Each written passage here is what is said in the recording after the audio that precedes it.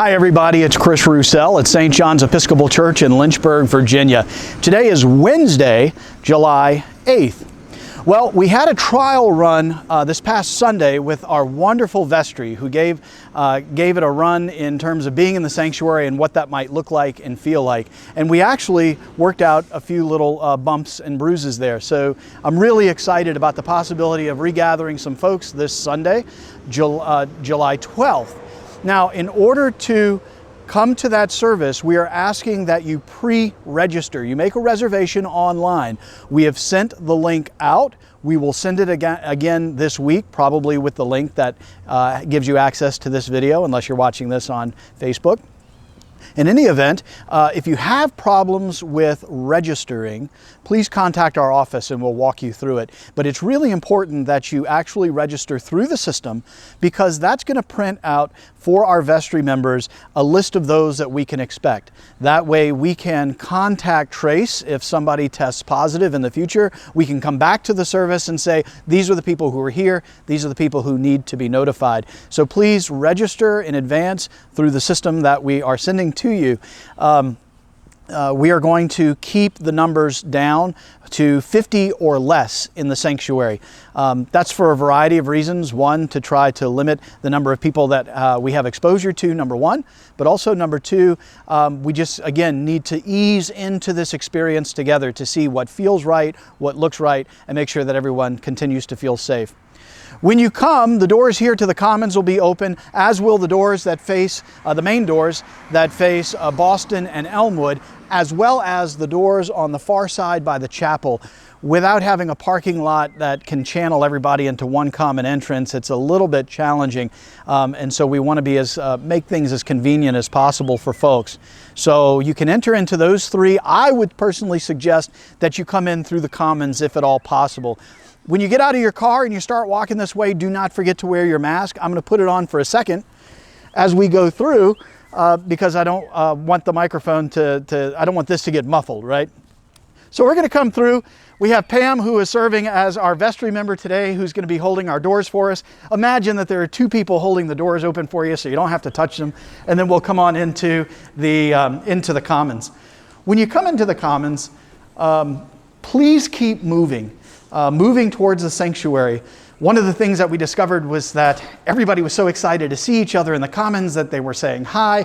Nobody was handshaking, nobody was hugging. Now my glasses are fogging up.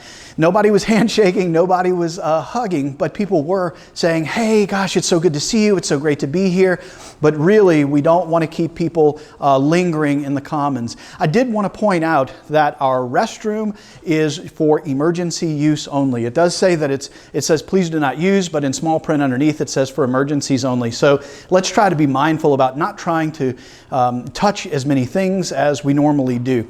So if you come this way, you'll see that Pam is wiping down the door handles. So we have some wipes that are here so that as things are touched, some of our vestry members or others may be able to volunteer and help grab some of the wipes and wipe some things down. We do have a small pump of hand sanitizer here. We have some masks. If you arrive and you forgot your mask, whether you forgot it at home or you forgot it in your car, grab one of the masks that we'll have here. We also have a new hand sanitizer station. This is a no-touch station so that you don't have to touch the pump like we have over on the Bogle desk. So grab some of that and sanitize your hands as you come in. As you come into the church, we're going to have our collection plate here. If you want to bring an offering, please feel free to do so. Please don't forget that you can always make donations online. You can go to our website. There is a link and you can do it, and that actually keeps everybody safe. That way the money counters don't have to count the money. We don't have to bring anything to the bank or get anything from the bank, and it just keeps everybody safe, healthy, happy, and holy. So please, if you're able to donate online, I would encourage you to do that. If, however, you bring in cash or a check, you can place it here. There will be another one at the main door as well. Well, come on in. We have removed the water from the baptismal font just to keep people from the habit of maybe putting their hands in it or just touching it or splashing in it or something. I know maybe not a lot of people do that, but I have a habit of doing it, so maybe I did it just to keep me from doing it, and that's probably more than enough. We have here the stand with the computer on it. This is what we use to live stream, and we will continue to live stream our services. I just want to point out to you that there are cords. This is about the place where it is placed each Sunday, and so if you're going to go to the other side of the nave, then I would ask that you just be mindful of this desk. As you come in and you take a look at the way in which things are set up, we have these green ribbons here. The ones that are at the end of the pews, and we have these two are blocked off. Please don't sit there.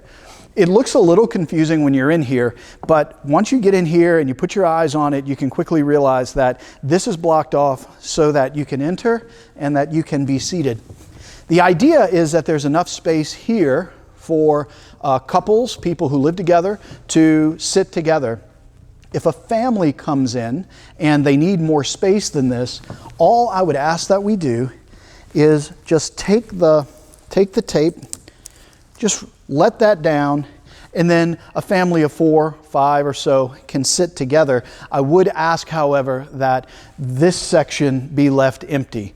What we did was we measured a 6-foot halo for everybody so that there is now 6 feet between these two spaces. So if you have a family of 4 that's going to take up this pew, then I would just ask that that space be left empty. It's common sense, I know, but it does feel like I need to say it sometimes.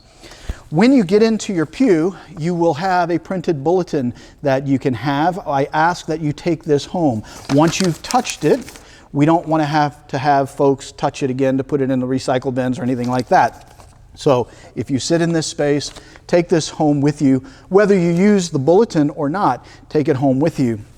We're going to burn this one when I'm done with this presentation today, for instance. And then I just wanted to show you, we have the QR codes. One of the things that we discovered was putting the QR codes at the entrances caused a little bit of a traffic jam as people were excited about using that.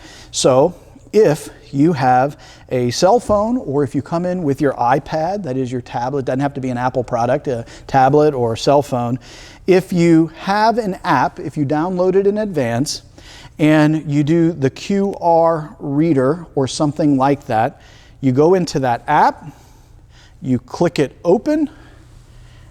Once you put your camera on it, it pulls it up electronically. You can see right there. Then you can expand it or contract it as you might need. When you do come into the church, you might want to take that phone or that tablet, and what you may want to do is go into your settings, click onto St. John's Guest for the Wi-Fi. We do have a Wi-Fi access point here in the church. It's going to be, that access will be good throughout our entire campus. St. John's Guest, it requires no password. It's real easy to connect to the internet, and then you can scan this code and have everything that you need on your device. How about that? The doors to the front will be unlocked. We need to keep those unlocked for safety purposes, for fire and things like that. You're welcome to come in that way, although again, as I said at the outset, it would be best if everyone try to enter through this common area of the commons. After the service is over, I'm going to ask that we all remain seated through Peggy's postlude. Once the postlude is done, we'll shut off the cameras and we'll have an opportunity to talk about what felt right, what fit, what flowed, what didn't seem to work, and take some of your suggestions, thoughts, and ideas. Then when it's time to leave, Nicole, if you'll come around here, what we're going to do is we are, just like we do at a wedding, we are going to start dismissing people by row so that people can then flow out. One of the concerns that we had as we sort of looked at this was that if this person came in through that door and the person in the back row came in through this door, they were going to create a log jam and traffic was going to tie up with one another. So it's just going to be a whole lot more simple if we dismiss by row from the front to the back, and we just allow people one by one to go out. Again, once you start to leave, please do us the favor of not congregating in the commons, but rather moving all the way outside. Once you're on the promenade outside, it's fine. Visit with your friends. You're now outside. Remove your mask if you so desire, but please, please, please stay 6 feet away. The mask is what is really vital and important. If you come and you don't have a mask and you refuse to wear a mask, we will ask you to leave, I'm sorry to say. So please be kind and generous and thoughtful about everyone's health, safety, and concerns, and we can get through this period of momentary interruption together. I'm really excited about the possibility of seeing many of you this Sunday.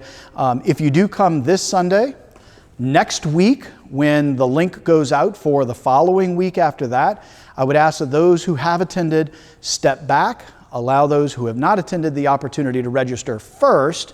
Once those are filled, if there's still space, then you can sign up for a second time. That's a lot of information in a short period of time, so I hope you can hit the rewind button and you can do this all over again. Thank you so much for watching. That's what you can expect when you come into the church on Sunday for St. John's Episcopal Church. Thank you so much, and God bless you. Have a great day.